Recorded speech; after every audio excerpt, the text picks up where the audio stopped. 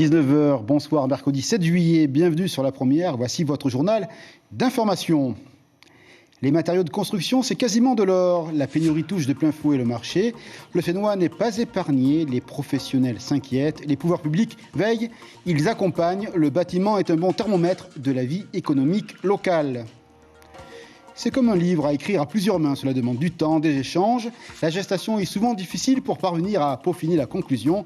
La délégation Recotica a confiance. Ses membres ont livré leurs premières impressions ce matin, pas pété.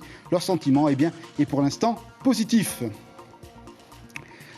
Nous en parlerons dans ce journal avec notre invité Joël Alain, c'est le coordinateur. Il était accompagné d'autres participants pour une conférence de presse ce matin. Il est notre invité. Aller à Paris n'a pas été une perte de temps. Voici son message. Nous verrons pourquoi d'ici quelques minutes en sa compagnie.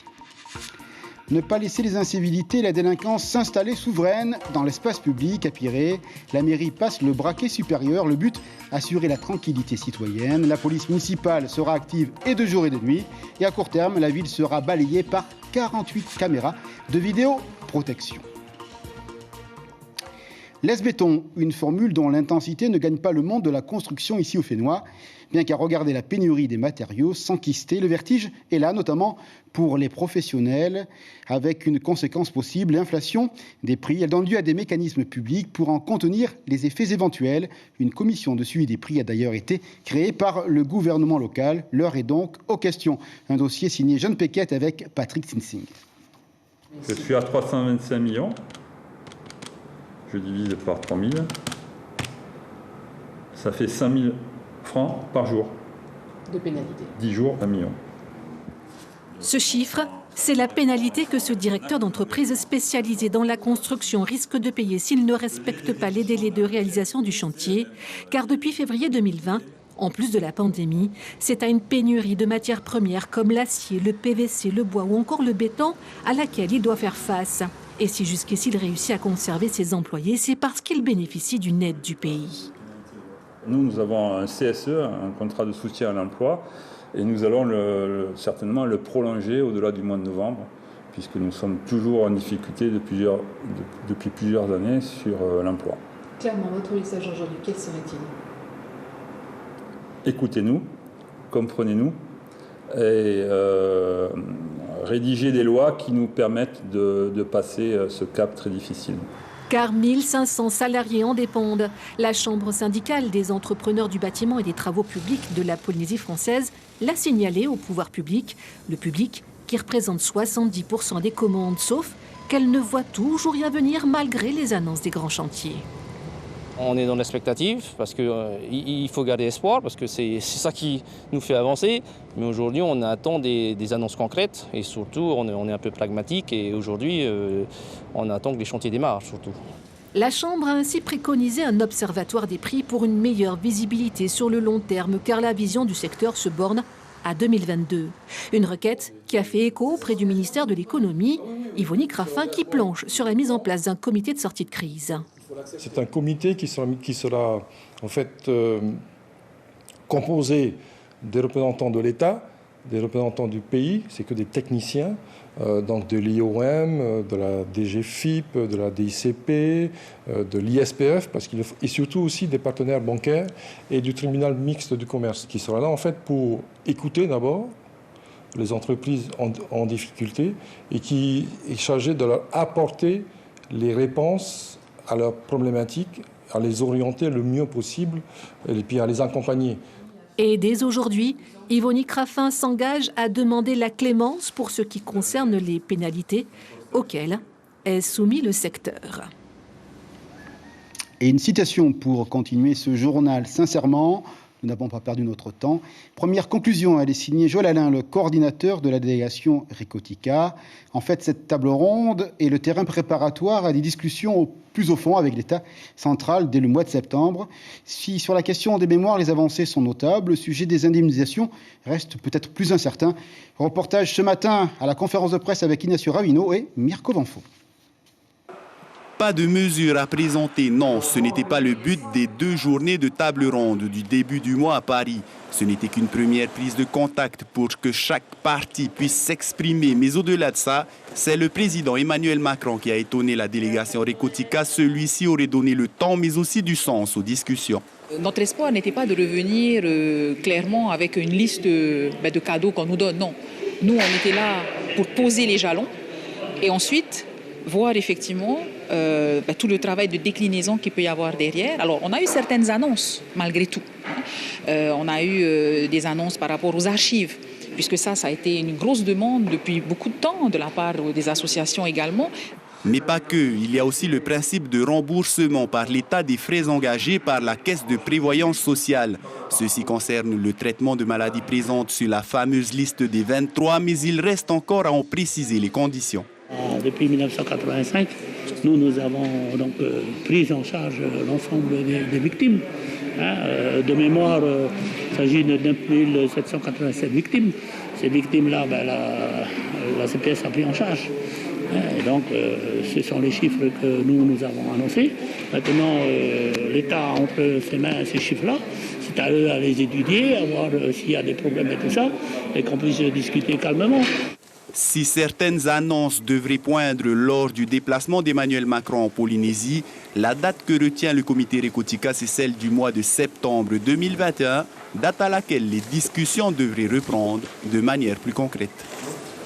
On développe le thème avec notre invité, Joël Alain. Bonsoir. Bonsoir. Merci d'être avec nous. Donc, notre journaliste le disait, le président Macron a donné le ton.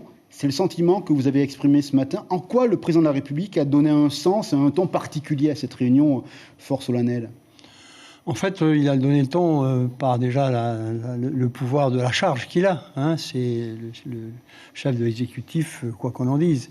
Et il a donc, vis-à-vis de ses ministères concernés, les 3 ministères concernés, ministère de la Défense, ministère de la Santé et ministère des Outre-mer, il a donné nettement le ton qui n'a rien à voir avec le ton auquel on pouvait s'attendre. Ça veut dire que vous avez senti un ton plus engagé de la part du président de la République que de la part de certains de ses ministres ? Absolument. Je pense qu'il est allé beaucoup plus loin et on a vu à plusieurs occasions qu'il a même contredit certains de ses ministres dès ses prises de parole pour dire que les choses ont changé et qu'on est arrivé au temps de la responsabilité, de la prise de ses responsabilités par l'État pour les essais qu'elle a réalisés en Polynésie. Ça, c'est très net. Vous pensez que le ton présidentiel a emporté la conviction des membres de la délégation que les choses allaient changer rapidement ? Oui, j'en suis absolument certain, parce que d'une certaine façon, il serait parjure à ne pas faire appliquer par les rouages de son administration et de ses ministères les engagements qu'ils ont pris. Ce sont des engagements extrêmement forts. Vous pouvez les lister rapidement, notamment sur la question des indemnisations et de la santé qui reste le thème majeur pour les citoyens de ce territoire. Alors, sur le plan de la santé, en fait, on part du principe donc, que l'État ayant réalisé ici des essais atomiques, dès lors qu'il y a une possibilité que des gens soient affectés médicalement, il n'y a aucun doute, l'État prendra en charge les dépenses. Simplement, la question qui s'est toujours posée, c'est de la vitesse à laquelle les gens pouvaient accéder à voir aboutir leur demande. Il se trouve que beaucoup de choses sont maintenant engagées pour que le parcours du malade soit facilité et soit aidé. Auparavant, il devait en quelque sorte se débrouiller seul. Et ce sont d'ailleurs les associations qu'il faut ici féliciter de ce point de vue-là, qui ont souvent rempli ce rôle. Aujourd'hui, ce rôle-là devrait être rempli par une administration. Un guichet unique qui sera mis en place et qui va faciliter l'examen des dossiers. Je voudrais solliciter votre sagacité avec cette citation du président Édouard Fritsch, qui, de retour de ces réunions, nous dit « On est passé de l'évitement à l'acceptation, mais ce n'est pas encore complètement acquis. » Qu'est-ce qu'il faut gagner encore ? Les financements ? Ce qu'il faut gagner encore, c'est que les décisions qui ont été prises doivent se transformer, effectivement, par exemple, en financement. Il y a aussi des dispositifs réglementaires qu'il faut modifier. Vous pensez à quoi ? La loi Morin, notamment, avec un amendement spécial Polynésie ? La loi Morin pourrait évoluer, effectivement, de façon à ce qu'elle soit simplifiée pour les Polynésiens. Simplement, il faut savoir que cette loi s'applique à tous les malades radio-induits, qu'ils soient du domaine civil, centrale nucléaire, éventuellement sais pas, de la radiologie, des choses comme ça. Et donc, tous dépendent de cette loi Morin, n'est-ce pas? Donc, faire une loi spécifique à la Polynésie, ça a été demandé, mais ça paraît plus difficile. Donc, il faut travailler sur une évolution de la loi Morin de façon à ce qu'elle soit plus Très rapidement, plus efficiente. Patrick Galenon, qui était invité à 18h30, demande 80 milliards de compensation pour la CPS. D'ailleurs, il dit que c'est la première fois qu'un président de la République emploie le mot CPS. Est-ce que c'est tout à fait réaliste ou il faudra encore batailler pour y arriver? Bon, je pense qu'après ça, vous savez, vous demandez de l'argent à quelqu'un, il vous demande une addition. Et il va vérifier chaque ligne de son addition. Donc, il n'est pas anormal que l'État aille regarder dans le détail la liste individuellement et le total de la demande de la CPS. Donc il y a certainement un travail de partenariat ou de contradictoire à faire, en tout cas, pour y arriver. Un dernier mot de conclusion. Le président Fritsch parle de sincérité. Est-ce que c'est un mot, un terme que vous reprenez à votre compte également dans la relation avec l'exécutif national que vous avez pu sentir pendant 2 jours? Alors je dirais qu'en tout cas, du chef de l'État, oui. En tout cas, pour, je dirais, 2 ministères sur 3, oui. Un ministère sur lequel il faudra peut-être batailler, mais je garderai ce silencieux ce nom-là. Mais il y a certainement un ministère sur lequel il faudra batailler un peu plus. Mais de toute façon, c'est l'État, le chef de l'État, qui donnera le là quand viendra le temps de jouer la musique commune avec l'État. Merci beaucoup, Monsieur Joël Alain, pour toutes ces précisions. Puis nous verrons, avec la venue du président de la République sur notre territoire à la fin du mois de juillet, si l'orchestre et le là sont au rendez-vous. Merci en tous les cas pour cet éclairage. Merci à vous. Bonne soirée, monsieur. L'indemnité temporaire de retraite, un sujet ausculté par le travail parlementaire. 3 députés de la Nation, dont Nicole Sanquer, préparent un rapport. Sa disparition plus ou moins programmée ne manque pas d'interroger, notamment les syndicats de la fonction publique. Actuellement, 8000 personnes sont bénéficiaires de ce dispositif, l'ITR effacé. La conséquence, ce serait une précarisation d'une partie de la population. Nous écoutons les syndicats et la députée Sanquer. Je pense qu'on va se retrouver à déjà dire à l'État, voilà, les premiers effets, ils sont chiffrés, c'est catastrophique pour les fonctionnaires d'État vivant en Outre-mer.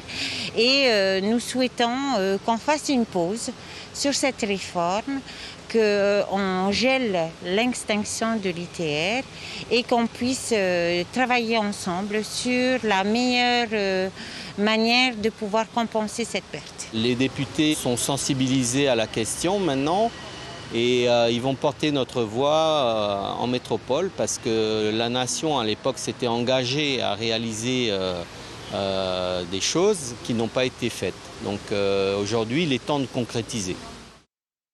Des nouvelles au niveau des voyages internationaux. À compter du 20 juillet, des frais de surveillance sanitaire seront à payer pour accéder à la Polynésie. 5 000 francs pour les personnes vaccinées, 12 000 francs pour les personnes non vaccinées. Un certain nombre d'exceptions sont prévues, notamment pour les enfants, les étudiants ou encore les évassan. Toutes les informations disponibles sur notre site internet. Et vous le savez, c'est ouvert 24 heures sur 24.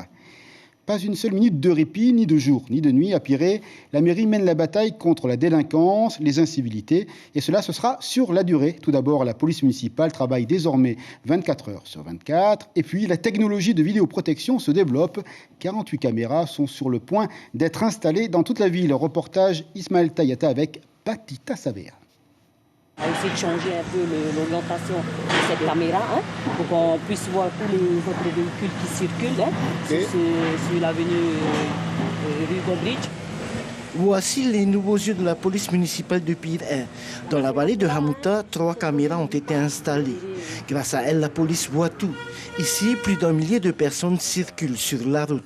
C'est une bonne chose que la population soit en sécurité. À chaque fois qu'on appelle, ils sont toujours présents. C'est ça ce qui est bien pour la population. Et depuis que la police municipale tourne 24 heures sur 24, les gens se sentent encore plus en sécurité. Pour pouvoir justement pallier à toute intervention et tout débordement sur la voie publique, ainsi que les accidents, des fois on ne sait pas du tout qui a pris la fuite, et c'est par rapport justement à ces caméras qu'on peut repérer les véhicules qui ont pris un délit de fuite, quoi. C'est un exemple que je donne. Comme aussi les agressions sur la voie publique, où on peut distinguer clairement qui sont les agresseurs du groupe, parce que c'est ce qui se passe le plus souvent devant les établissements scolaires, qui fait qu'avec les caméras, on peut intervenir rapidement et interpeller les personnes concernées. 21 caméras fonctionnent pour l'instant, 27 autres installations seront finalisées d'ici la mi-août, sans concerner les grands axes routiers, les établissements scolaires et les quartiers sensibles. Les autres quartiers comme Nahuatl, et vers la plage Taoné, où c'est prévu d'installer vers la Roche, la plage de la Roche. Après, on a d'autres secteurs aussi comme vers Hippo, le carrefour Hippo, l'hippodrome, et bien d'autres secteurs aussi. Cette année et encore plus qu'avant, la municipalité met l'accent sur la prévention de la délinquance. Pour elle, un enfant occupé est un enfant qui a moins de chances de faire de bêtises. Nous travaillons énormément avec les associations sportives et les associations de quartier pour mettre en place des activités. En fait, c'est ce qui s'est passé, je crois, à Montréal aussi. C'est parce que les jeunes sont laissés pour compte. Or, il faut les occuper. En comptant l'achat et l'installation des caméras, plus l'acquisition de 2 nouveaux véhicules de service, c'est un investissement de plus de 100 millions de francs pour la commune. Et nous restons dans le chapitre des citoyennetés avec une trentaine de jeunes qui a participé à la journée défense et citoyenneté du côté de Hao, un moment pédagogique qui touche à l'idée de nation, mais aussi de l'organisation de notre sécurité extérieure. 3 heures d'échange, de visionnage de reportages en compagnie de 2 militaires et d'un personnel civil de la défense venus spécialement de Tahiti. Un certificat a été remis à ces jeunes citoyens à la fin du stage. Le sergent Valérie Julien répond à notre correspondant sur place, Mathieu Allot. À 16 ans, un enfant se fait recenser. La mairie a 3 mois pour nous transmettre les informations au sein de nos bases de données. À l'issue, généralement, une JDC est passée vers leurs 17 ans. Donc on s'arrange pour, pendant les vacances, de faire beaucoup d'archipels pour pouvoir éviter qu'ils se retrouvent, on va dire, à défaut de leur JDC, et surtout repérer aussi les personnes qui n'ont pas été recensées, qui ont plus de 20 ans et qui se retrouvent en difficulté pour pouvoir passer des permis de conduire ou surtout des concours administratifs. Voilà une belle initiative. En ce moment, on se régale avec le football à la télévision et l'euro. Mais ça sera mieux qu'à la télé. Le foot à la maison avec ce qui se fait de mieux au Fénois. Les Marquis s'apprêtent à vivre des moments de choix et de joie.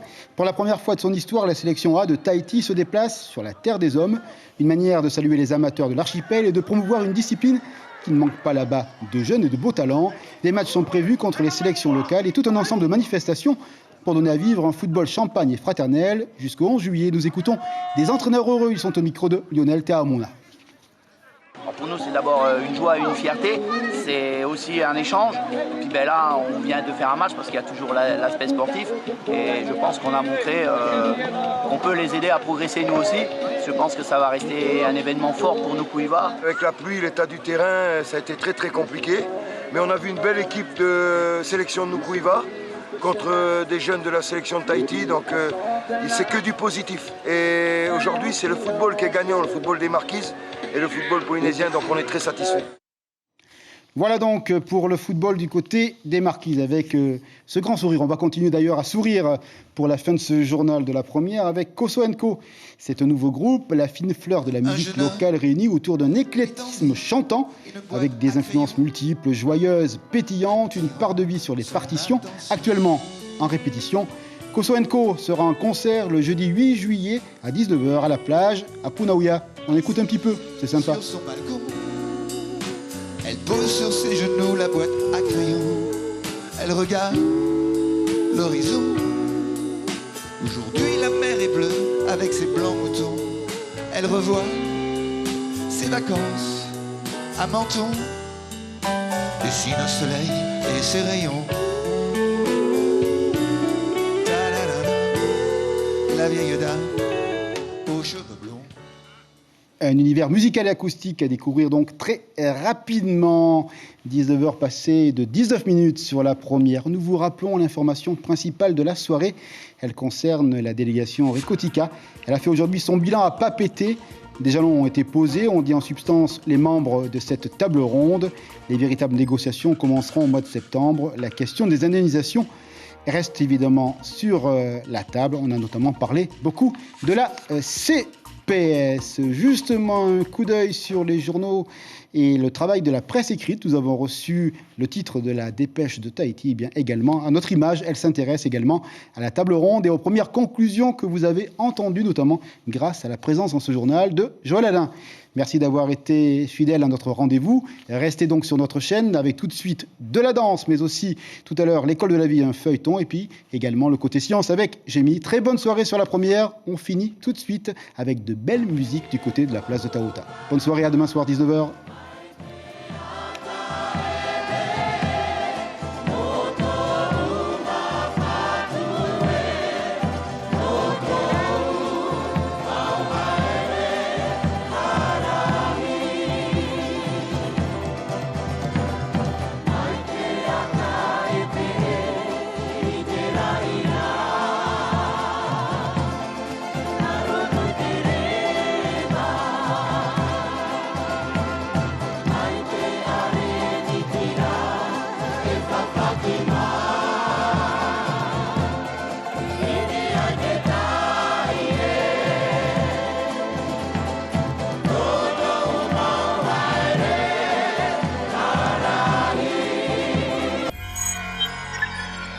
Retrouvez ce programme en replay sur notre site internet